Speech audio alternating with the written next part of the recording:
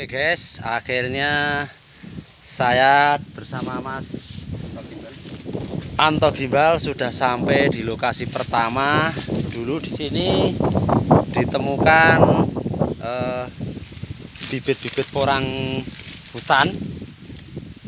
Ini untuk yang ke berapa kali Mas Anto kesini, kalau saya baru sekali. Seperti apa cara membulang di lokasi atau di tempat aslinya porang, kita lihat ke sana. Oke, sos. Nah, ini dia lokasinya, kita cari seperti apa.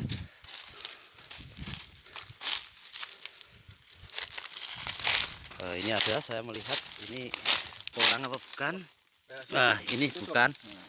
Itu bukan, itu cuman support. Jadi pada awal kita bulang di sini, saya sendiri pribadi sebetulnya ini lokasi strategis banget untuk porang. Jadi di sini komunitasnya dulu populasinya banyak banget. Nah, ini kita ada satu untuk bibit yang tersemai secara alami sebetulnya. Aduh, cabut Mas. Cabut ini. Enggak apa-apa, ntar dibawa pulang saja. Ini bibit mungkin dari katak ya, katak. Ya. Sebetulnya dulu di sini populasinya lebat sekali dulu sebetulnya. Tadi. Bagi yang ini cirinya ini ya cukup ininya ungu apa pink ya. Daunnya Terus agak kalau lebar. dibelah itu pasti tengahnya ada titik. Nah, kita kameranya yang kita kira. Ayo fokusnya. Oke. Nah, ini dari katak yang katak kecil. Oke, ini untuk ini coba itu yang di itu Mas. Tuh. Oh, ini suwak saudara-saudara, suwak. Dari jauh sudah terlihat. Suwak. Oke, tadi sudah kita bulang di beberapa tempat. Nah, untuk yang lokasi terbagus itu seperti apa ya Mas? Nah, gini, jadi untuk porang sendiri itu sebenarnya dia itu habitat aslinya kebanyakan ya di bawah rumpun bambu. Soalnya mereka cenderung memilih tempat yang teduh sama kadar air yang tidak terlalu banyak tapi tidak terlalu kering. Sinar mataharinya tidak membutuhkan terlalu banyak, soalnya pada dasarnya dia tidak cukup kuat sama panas. Oke, kita lanjut lagi. Wah, ini saya dari kejauhan ngeliat ini Mas. Set. Lah. Nah, ini kan kelihatan pink gimana gitu. Ada semburat pinknya untuk pinggir tepian daun. Oke, kita tandain dulu, kita inget-inget, kita nyari yang lain.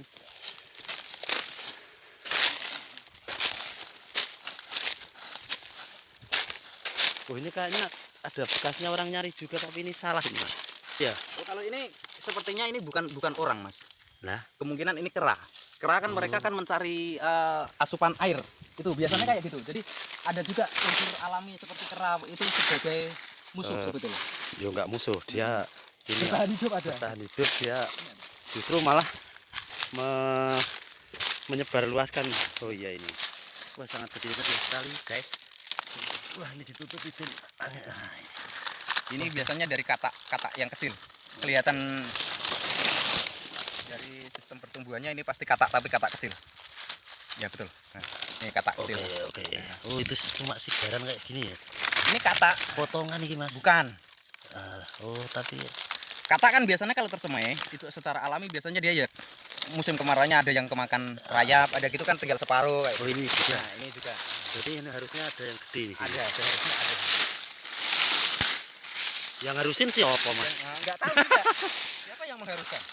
Nah, ini kameranya kemana? Kita ngomongin. Nah, itu juga ada tertutup. Ya. Oke. Jadi mereka ini soalnya maaf Mas, ini jadi intensitas hujan di sini itu belum mencukupi untuk tumbuh sebetulnya. Jadi mereka baru awal tumbuh, jadi masih kecil-kecil. Jadi mungkin yang gede-gede belum tumbuh juga. Ini sebetulnya kan kayak gini nah. Banyak. Kalau ini tapi ini bukan. Ini bukan. Ini iya, yang porang ini. Ini suwak. Oke. Kecil itu ada. Itu juga porang. Nah, ini porang juga. Mudah-mudahan suatu saat ini masih bisa lestari di sini. Oke. Terus ini kecil sekali, ini mungkin dari spora ya ini Mas. Itu spora kayaknya. Dari karakter batangnya kayaknya spora. Oh, tapi kayaknya suwak. Oh, bukan, katak. Ini dari katak. Ini cabut porang. sisanya Mas, cabut sisanya Mas. Ini porang.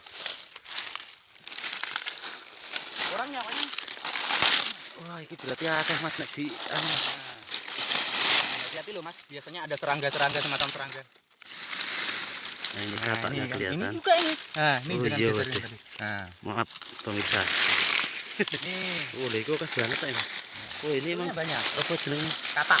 Oh, ya ya Katak ya. kecil ini Mas. Jadi kan biasanya katak kecil itu kan nanti tersemai tapi dia di bawah aliran air. Oh, lha iku akeh ya Mas. Nah, ini banyak. Sebetulnya di sini masih di kawasan. Wah, banyak banget. Guys. Wih, keinjek-injek ternyata guys. Nah, Ini dari katak. wih. Nih. Cuman mereka kan emang intensitas hujannya kurang, jadi baru mulai tumbuh. Itu aja. Intinya kayak gitu. Nah, Jadi ini di sini seperti aku yakin ini. masih banyak. Ini kan di bawahnya masnya itu ada. Nih. Iya. Kan saya yang nemu. Nih. Oh iya, buat sendiri. Nah, Ini kita cabutin aja deh. bisa kita bawa pulang buat oleh-oleh. Ini ntar buat oleh-oleh saya. Wah, itu pas banget ini. Nah, sebetulnya di bawah tumbuhan daun kering ini masih banyak. Oke. Kita mencari lokasi lain Mas. Oke, siap.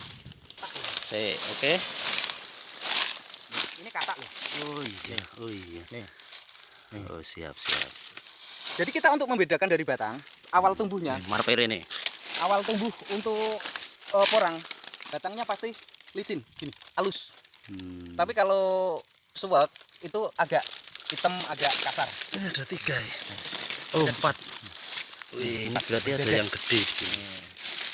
Ini katak yang tersemai secara alami, murni tanpa campur tangan manusia ini. Mas. Nah, ini lokasinya bekas dibakar. Waduh, kita kecabut ini. Nah, itu untuk membedakan antara suwak sama porang. Paling mudah itu, batangnya licin, halus. Oh, ini mumpung ada swak tuh. Kita Nah, ini bedakan. agak hitam. Nah, warnanya kan agak hitam. Ini suwak. Terus yang mudanya Yang mudanya ini swak. suwak. Ini batangnya pasti nah, agak nggak terlalu hijau kan. Ada coklat-coklat. Oke. Oke, kita lanjut masuk ke dalam hutan. Ini. Ya, kalau kita sambil merokok soalnya ini, wah nyamuknya luar biasa. Kelihatan nih guys. Oke, ini Jadi kok ibaratnya dari mak empek kan nggak masalah kan lho. siap. Lokasinya dekat. Oke. Udah. Nah, ini katanya ini lokasi seperti ini wes ekstrim burung. Burung itu masih lokasi landai. Oh Ini masih iya. lokasi landai. Ada lokasi saya yang lebih mungkin 3-4 kali lebih ekstrim daripada ini. Ini banyak suwak ya, Mas. Ya karena di sini sudah dibulang, saya bulang di sini udah mulai dari 5 tahun yang lalu ya, yang tersisa 70%-nya suwak. Oke, guys. Nah, ini mungkin bisa buat foto-foto kalau di kota.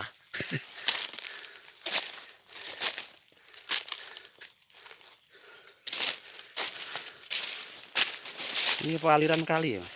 Aliran sama kayak tadi loh Mas. Jadi emang lokasi porang itu cenderung ke dekat dengan aliran air hujan yang teduh, terutama untuk naungannya mereka memilih kayak gini, rumpun-rumpun bambu. Jadi rapat. Itu belum tukul ya. Soalnya nek jadi itu intensitas hujan terus apa itu jelas. Oke. Nah, ini bahkan di atas batu-batu ini ya ada sedikit. Wah. Oh, ini perjalanannya cukup harus hati-hati. Ini berarti kita di atas bongkahan batu ya, Mas? Bukan berarti. Ini kayaknya yang di sini belum pada tumbuh untuk porangnya. Yang tumbuh baru cuaknya. Soalnya tanahnya tipis di sini Mas. Jadi begitu kehujanan bentar udah kering. Baru suwak. Di sini yang adanya suwak. Padahal di sini lokasi porang. Tapi emang belum tumbuh juga. Oke. Kita hentikan. Porang. Porang, ini porang. Ini katak, dari katak. Nih, ini kataknya. Oh, iya, ada 3 atau 4. Belum begitu jelas kelihatan karena baru kuncup daun. ternyata ini adalah porang. Ini tumbuh dari bibit biji katak. Aduh, maaf. Model. Iki ya kok Ini orang betul. porang. Udah kelihatan kuning. Ini porang. Nah, ini dari porang. Waduh, iki apa iki? Nah, ini kita suwak. Ini suwak. Ini suwak putih. Itu kerah. Kita bertemu dengan musuh banyak sekali. Kok musuh, Mas? Lah, saya benci soalnya mereka merusak tanaman. Bukan kita yang masuk ke dalam wilayah mereka. Iya, sudah. Ini suwak. Ini suwak. Ini yang porang. Ini dari katak, murni dari katak.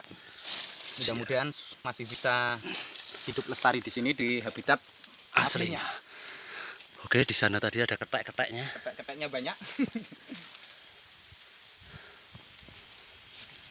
Rakyat oh lah kayak udah melayu-melayu.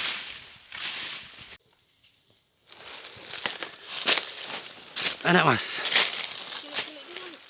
Kumpulan spora apa-apa ini? Oh, Harusnya kan ono toh liane. Enggak mungkin toh ini iki. yang mengharuskan ada siapa? Enggak tahu. Harusnya saya bilang harus ya harus. Oh, kok makso? Harus itu. Oke, seperti ini ya. Aduh, karena terlalu terburu-buru. Kalem sob. Ini katak sebetulnya, bukan spora. Tinggi. Oh iya, sik. Oke. Katak sebetulnya. Tapi kok anehnya harus ada induk. Ada anak pasti ada induk. Nah, ini tempat seperti ini guys. Tapi tetap di bawah pohon bambu. Ini 99% di bawah pohon bambu ya Mas ya? Iya, 99% habitat aslinya dengan naungan bambu. Itu kalau di Alam liar. Gunung Kidul. Seperti Ini itu. masih porang asli Gunung Kidul. Jadi banyak tapi suwak. Karena masnya juga ngajak bulangnya terlalu dini. Di sini belum ada hujan ibaratnya. Ini kita kan enggak Spontanitas saja soalnya. terencana. Sebetulnya harusnya 2 minggu atau 1 bulan lagi baru. Itu pun kalau ada hujan loh. Hujannya susah. Ini loh. Ini kan kayaknya. Oh bukan, suwak.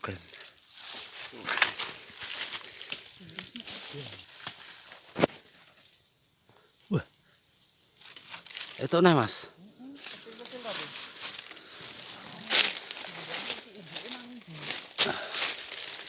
Ini kita di ketinggian sekitar 10 meter dari dasar jurang.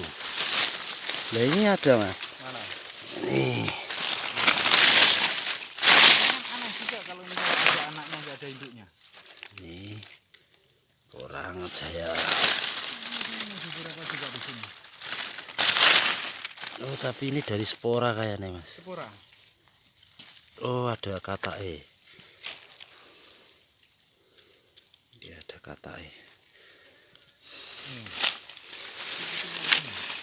Kok nggak ada induknya?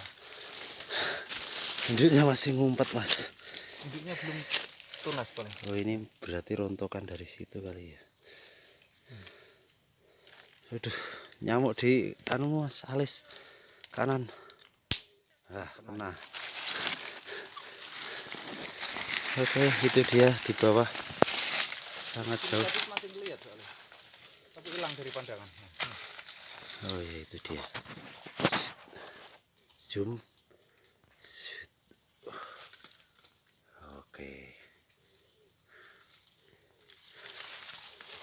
Inilah bolang seperti ini saudara-saudara. Ya ini karena kita mau beli bibit nggak punya duit Mas.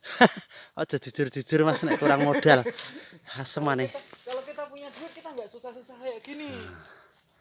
Ini di hutan belantara Gunung Kidul Hadiningrat. Oke Mas. Nah, kita bersihkan dulu soalnya ini tempatnya di reruntuhan pohon bambu. Bisa kita bersihkan.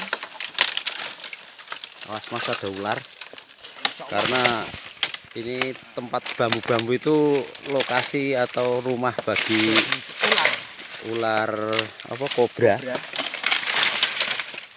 Jadi kita harus hati-hati dan selalu siap atau bawa sutik atau bambu atau apa ya, cutek tongkat. Bisa geser nggak dari sini? Bisa tuh. Waduh.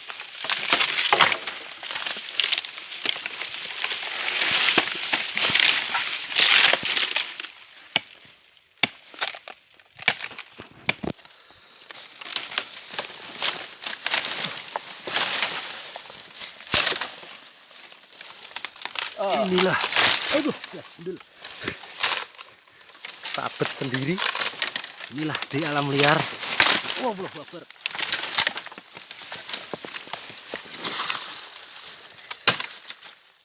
Oh, tak ijak ya Mas sabet. Wes. Ini sudah, Pak. Ini udah kelihatan. Saya tak ke situ. Nah, ini. Nah, ini.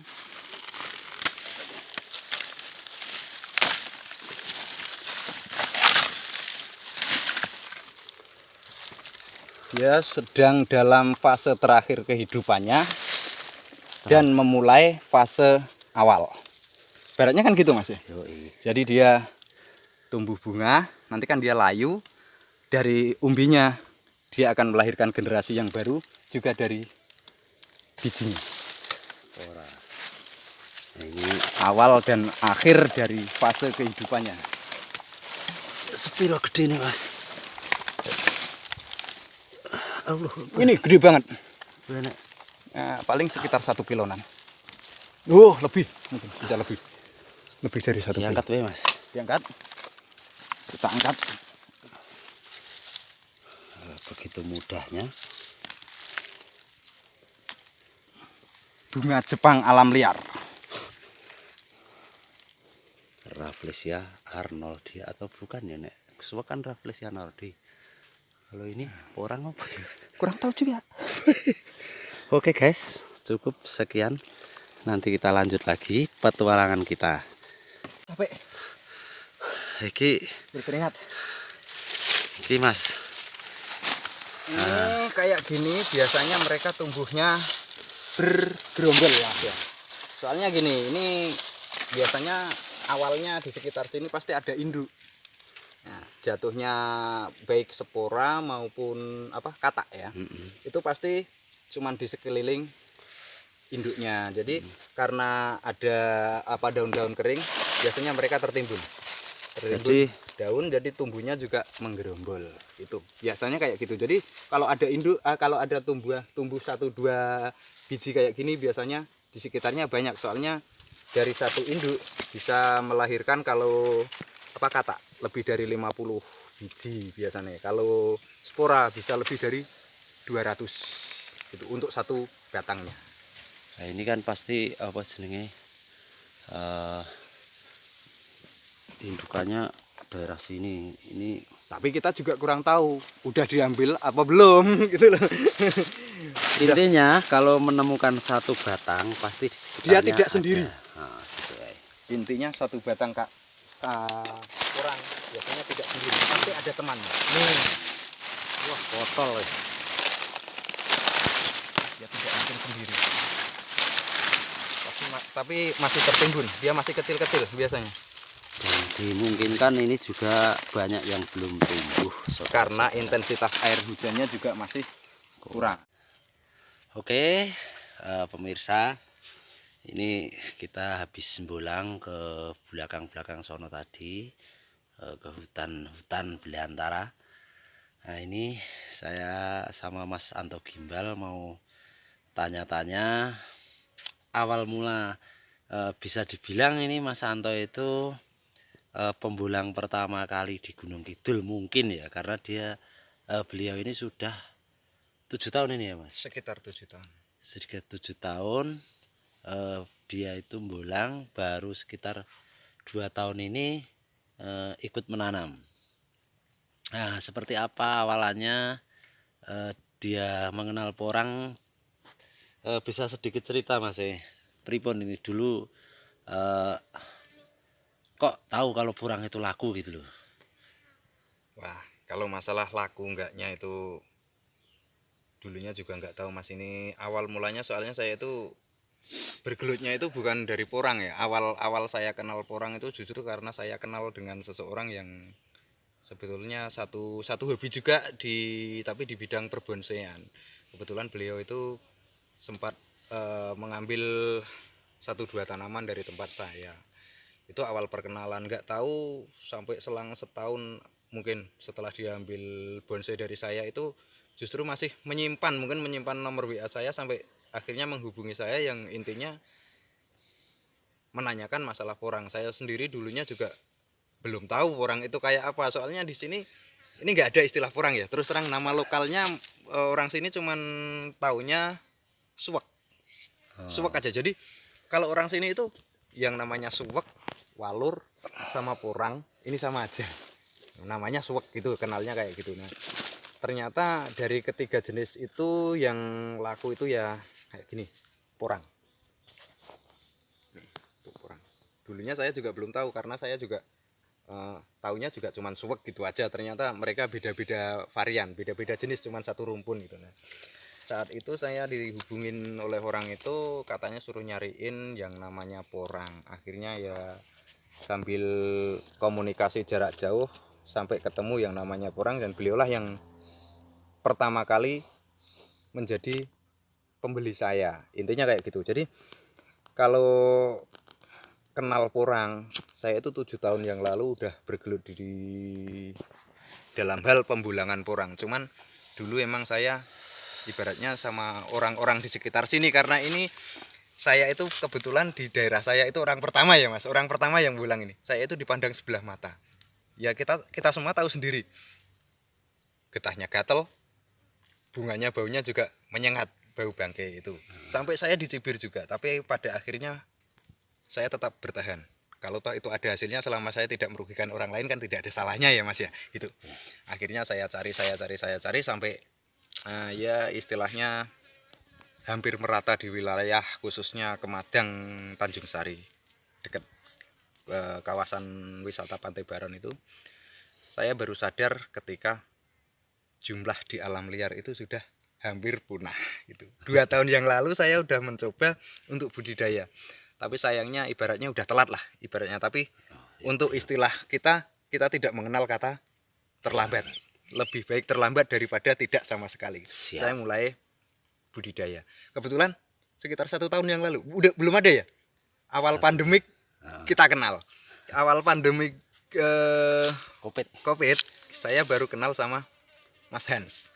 Nah, beliau nggak tahu dari mana tahu tentang info daripada porang. Intinya beliau ingin ikut budidaya dan sempat mengambil ya beberapa puluh kilo ya Mas bibit umbi dari tempat saya.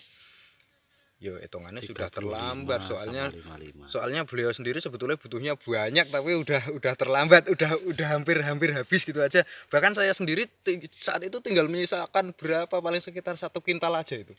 Bener, tinggal sekitar 1 kintal bibit umbi yang saya simpen, dan itu memang bener-bener saya simpen.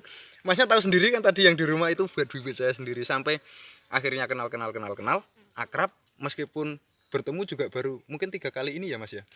Bertemu 3 kali atau 4 kali ini. Cuman kami merasa sudah seperti anggota keluarga. Betul gitu ya Mas ya. Soalnya kami, khususnya saya pribadi menganggap bahwa ya kita sebagian untuk bisnis, sebagian lagi kita untuk kekeluargaan. Begitu ya Mas ya.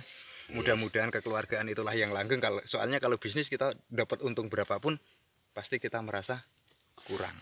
Gitu. Jadi yang banyaknya dapat untungnya kita ambil dari sisi kekeluargaannya aja. Mudah-mudahan Mas Hans juga menerima kayak gitu.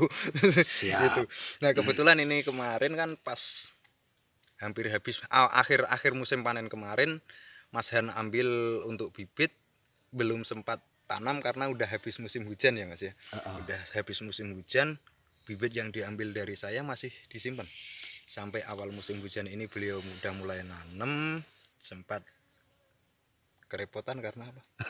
Kurangnya bibit. Dan bibit. Maklum, Karena orang pas-pasan tidak semua. bisa pekerjaan kebetulan juga lagi di stop di mana-mana, ya wis kita ada alternatif apa ya akhirnya aku menemukan di satu apa namanya, website. Saya baca-baca, nah ini saya menemukan porang. Tadinya saya taunya suwak juga. Nah ini model tanam saya adalah suwak aja, ibaratnya nggak dirawat, nggak diapa-apain, dalam Tumbuh 1 subur tahun mungkin segini ini kalau di kebun di ya. alam liar. Gimana kalau misalnya kita budidayakan, Kita bagus, rawat dengan ya. baik.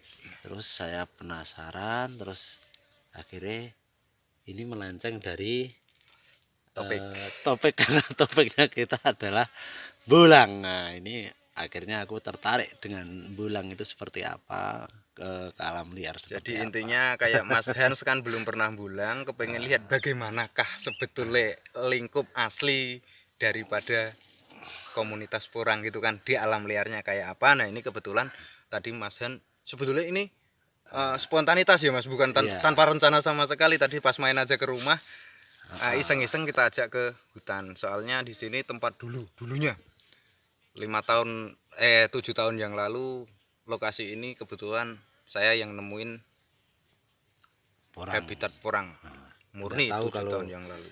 Gunung Kidul yang sebelah lain ya. Nah, mungkin Tapi banyak juga. Kebetulan ini lokasi pertama yang saya temukan, itu intinya. Nah, kebetulan agak yang pertama lebih dekat dari tempat tinggal saya ya Mas ya, karena cenderung lebih dekat, kita nyoba nyari ke sini ya. Kebetulan ya alhamdulillah lah, tidak pulang dengan tangan kosong, setidaknya masih menemukan 1-2 bibit 3, 4, yang 100 mudah-mudahan masih bisa lestari juga nanti sisanya di alam liar, sehingga tidak sampai punah total. Intinya kita ingin mengembangbiakan, ingin Gunung supaya Kidul Gunung juga Kidul, seperti Madiun lah. nah seperti itulah. Seperti tempatnya Pak Haji Paidi Porang. Bahkan kalau bisa dibilang Dulu mereka itu mencari ke sini, nggak tahu dari mana. dari tapi mana, dari bagaimana cara akses mereka masuk kita nggak tahu, tapi yang jelas mereka juga sempat masuk ke Gunung Kidul gitu intinya. ya nggak tahu dari, yang jelas mereka ditanya cuman dari Jawa Timur. Jawa Timur. Nggak tahu Jawa Timurnya mana. Kita juga nggak menuduh, Ya, nggak menuduh ke Madiun. Yang jelas dulu banyak orang Jawa Timur, yang mencari ke Gunung Kidul, khususnya kawasan saya sendiri. Karena saya sendiri juga sering dulu ada yang mencari porang, ditanya katanya orang Jawa Timur gitu. Jadi tidak semata-mata dulu nggak detail nanya Jawa Timurnya mana, yang jelas porangnya dibeli gitu. sesimpel itu. Oke, demikian masih atau pemirsa, bincang-bincang kami tentang pembulangan di Gunung Kidul. Lain waktu mungkin saya akan mengajak Mas Anto Gimbal ke lokasi yang lebih ekstrim. Kalau ini katanya masih landai. Tapi bagi saya udah lumayan ekstrim, karena di daerah saya sana jarang tempat beginian. Walaupun sama-sama di Gunung Kidul, saya di perbatasan Solo, Jawa Tengah. Mudah-mudahan nanti lain waktu perbatasan sama Australia. Sama Australia ini. Mudah-mudahan lain waktu nanti kita lebih dekat lagi dengan perbatasan Australia soalnya nanti. Oke, dari sini lebih dekat dan bisa dibilang tingkat ekstrimnya 3 kali dari lokasi ini. Oke. Selamat menyiapkan fisik Anda aja. Siap. Oke, salam kompak, salam sukses porang Indonesia. Gunung Kidul, yes.